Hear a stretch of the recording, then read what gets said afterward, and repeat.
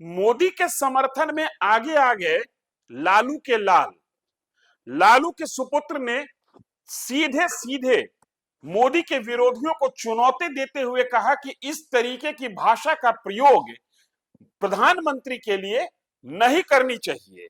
नसीहत दे डाली कि आप युवा हैं, आप देश के भविष्य हैं, इसलिए शब्दों के चयन में सतर्कता रखिए, अन्यथा आपका भविष्य खराब हो ना हो, देश का भविष्य खराब होता हुआ दिख रहा है। ये बातें कहने वाले कोई और नहीं, लालू प्रसाद यादव के घर से नरेंद्र मोदी, देश के प्रधानमंत्री नरेंद्र मोदी के समर्थन में सुर निकली है। लालू प्रसाद का परिवार नरेंद्र मोदी को लेकर दो फाड़ में बंटता हुआ दिख रहा है। लालू प्रसाद के बेटे ने नरेंद्र मोदी के समर्थन में मोर्चा खोल दिया है। जी हां, आप देखना शुरू कर चुके हैं न्यूज फॉर नेशन, मैं हूं आपके साथ धीरेन्द्र। मामला कुल मिलाकर 24 घंटा से थोड़ा ज्यादा पुराना हो गया, लेकिन लालू प्रसाद यादव के लड़के ने जो कहा है यह मामला बिल्कुल ताजा है। पूरी घटनाक्रम को अगर हम समझने की कोशिश करें तो तकरीबन 26 से 28 घंटा बीतता है। कल यानी कि सोमवार को देश के दो ऐसे लड़के जो कि जेएनयू से संबंधित हैं, जिनमें से एक का संबंध बिहार के जहानाबाद जिले के काको प्रखंड से है, उनकी बेल याचिका, जमानत याचिका सुप्रीम कोर्ट ने रद्द कर दी, खारिज कर दी। उमर खालिद और शर्जिल इमाम बिहार के जहानाबाद के हैं, उमर खालिद दिल्ली के रहने वाले हैं। इन दोनों पर 2020 में दिल्ली में दंगा भड़काने का आरोप है। 50 से अधिक लोग मारे गए थे और 700 से ज्यादा लोग घायल हुए थे। जो दिल्ली पुलिस ने सुप्रीम कोर्ट में कागजात जमा किए हैं, उस कागजात के आधार पर जज का यह मानना है, सुप्रीम कोर्ट के जज का यह मानना है कि नहीं, प्रथम दृष्टया इन दोनों पर आरोप फ्रेम होता हुआ दिख रहा है, लिहाजा इनको जमानत नहीं दी जा सकती है। इन दो लड़कों की पैरवी में देश के महंगे वकील कपिल सिब्बल और कांग्रेस की दूसरे जो बड़े वकील हैं, महंगे वकील जो माने जाते हैं, वो लोग केस की पैरवी कर रहे थे।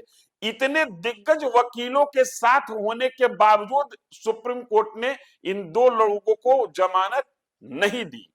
शर्जिल इमाम पर एक मामला और लंबित है। वो मामला लंबित है चिकन नेक को लेकर। भारत को नॉर्थ ईस्ट से जोड़ने वाला जो गलियारा है, जिसको चिकन नेक कहा जाता है, शर्जिल इमाम ने अपने एक भाषण में कहा था कि अगर चिकन नेक को काट दिया जाए तो भारत को पूर्वोत्तर से बांट दिया जा सकता है, अलग कर दिया जा सकता है, और फिर पूर्वोत्तर का एक स्वतंत्र अस्तित्व होगा। यह मामला अलग चल रहा है। दिल्ली दंगा वाले मामले में इन दोनों को सुप्रीम कोर्ट ने जमानत नहीं दी, जबकि कल ही 5 अन्य लोगों को जमानत दी है। इसके बाद यह मामला पहुंचता है जेएनयू, चूंकि उमर खालिद जेएनयू के पीएचडी के स्टूडेंट हैं, और जेएनयू में एक बार फिर प्रधानमंत्री के लिए कब्र खोदेगी जैसे नारे लगे। हम आपको पहले वो वीडियो सुनवाते हैं, ये वीडियो देखिए।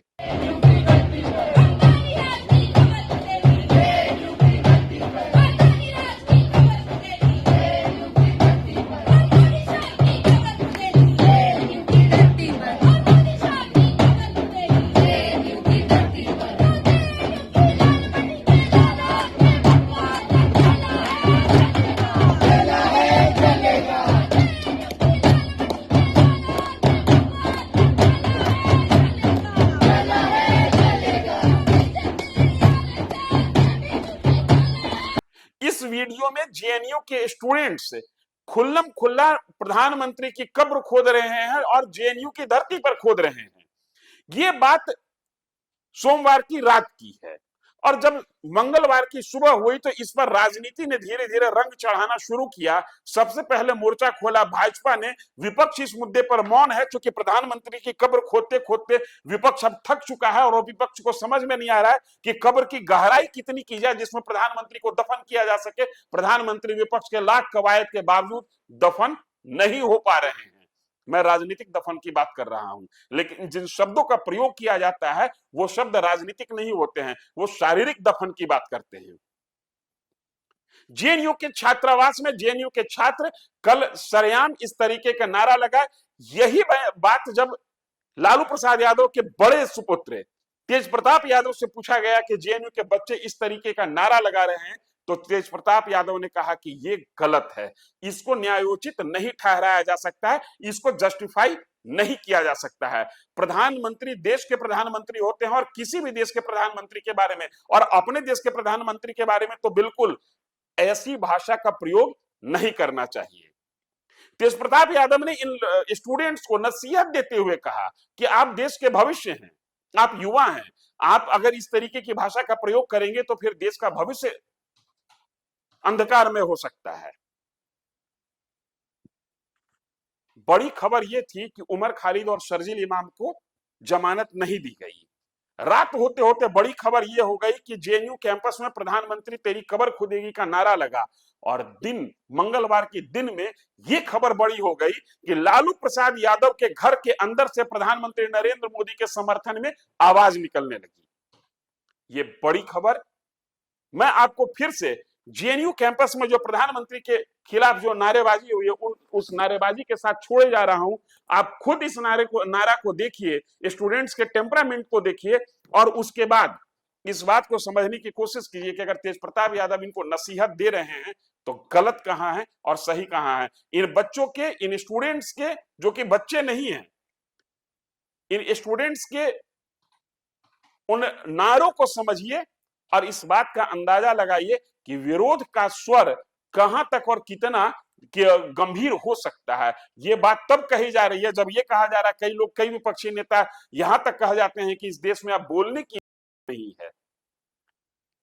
विदेशों में जाकर अपने देश के नेता कहते हैं कि भारत में बोलने की इजाजत नहीं है, और जब भारत के अंदर से यह आवाज निकलती है कि बोलने की इजाजत इतनी है कि आप चुने हुए प्रधानमंत्री को कह रहे हैं प्रधानमंत्री तेरी कबर खुदेगी जेएनयू की धरती पर। सुनिए जेएनयू के इस नारे वाले इस वीडियो को और खुद अंदाजा लगाइए कि मामला कितना गंभीर है।